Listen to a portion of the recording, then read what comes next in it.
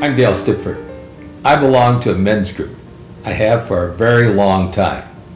It's an important part of my life, and I would like to tell you a little bit about it. We meet twice a month from 7:30 to 9:30, all year long, January through December. The other guys in the group who are going to help me tell the story are Keith Olstead, Dick Sellers, Alan Grant, Steve Anthony, Mark Anderson, and Dave Pettijohn.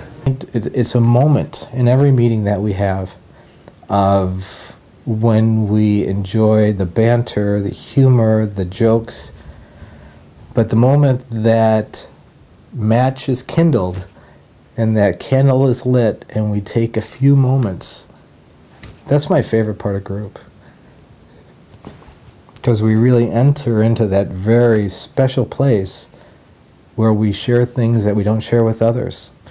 And there's support and compassion and love and challenge, and it's a very rich space.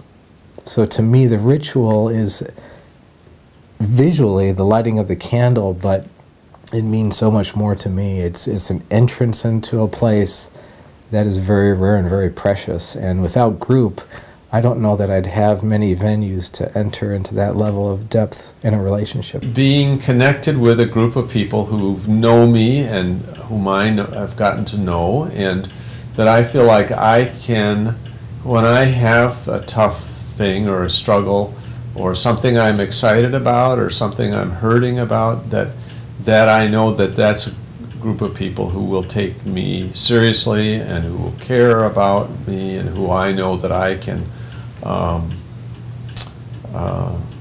share whatever, as long as I'm willing to be authentic and open to their response. And that's pretty unusual, to be able to find a group of people who will really hang in there and give you their straight feedback or reaction. And for me, I feel closer to these men than members of my own family. And I have 3 brothers for siblings. So it's not that there aren't males in my family to relate to, but I certainly feel closer to these men than to my brothers. It's sharing life with people. There are moments of pure joy. And I think about Steve and Tisha's wedding day and meeting the lovers and partners of my men's group members and experiencing the arrival of grandchildren. That's all wonderful, and that's just part of life's journey. I think there's also been some challenging times. I think about the time when you were ill and hospitalized and it was not known what the outcome was. Of course, I immediately go to Alan now with his personal and very courageous battle with various forms of cancer.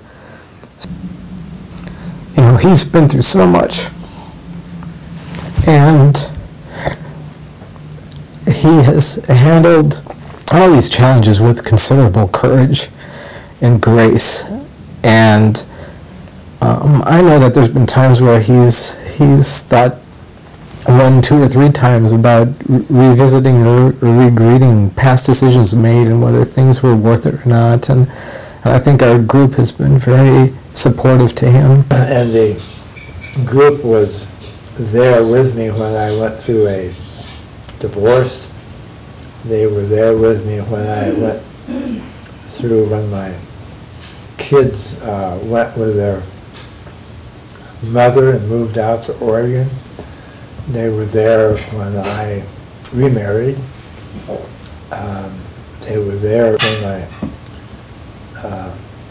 dad died and when my mother died, and they were there when I went through some issues with my brother and my own health issues with the diagnosis and of cancer and the operations and the radiation therapy and all of that. And so and we've done that for each other. I mean, it isn't just all about me. It surprises me a little bit that we've lasted this long. From time to time in the past, we've had these ponderous discussions about procedure or what we're here for, or how we're going to do it. And it kind of boils down to a pretty simple formula, the base of which really is simply that we enjoy being together.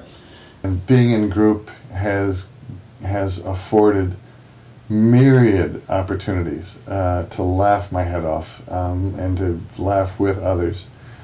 You know, the skit we did at your retirement party, pranks we've played on while we've been traveling together, the time we hid the outhouse and led poor Steve off into the woods trying to find the outhouse while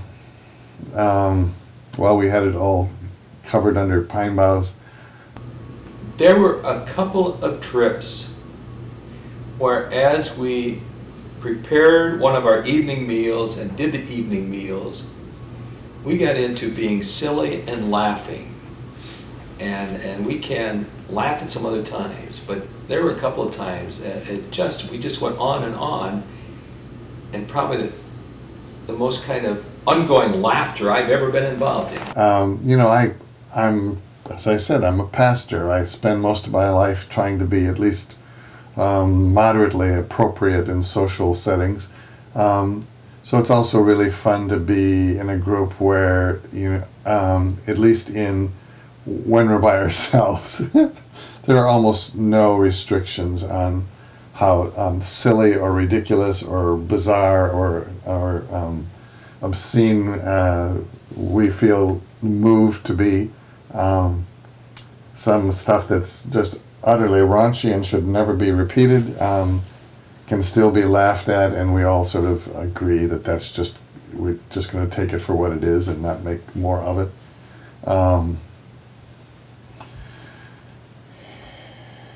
Although Alan does that more than anyone else. I suppose that the jokes come to mind most readily. In particular, the illustrious Alan Grant, who always has, he's got a great sense of humor and can be relied on to keep things pretty funny at times. I do take delight in finding the humor within the human condition and within life, finding amusement and relief in a tense moment. So maybe maybe that's my diversion, and other people look at that and say, my God, can't he get serious once in a while? He's always making jokes and playing around when we should be talking about something really serious, and Grant's trying to be funny over there.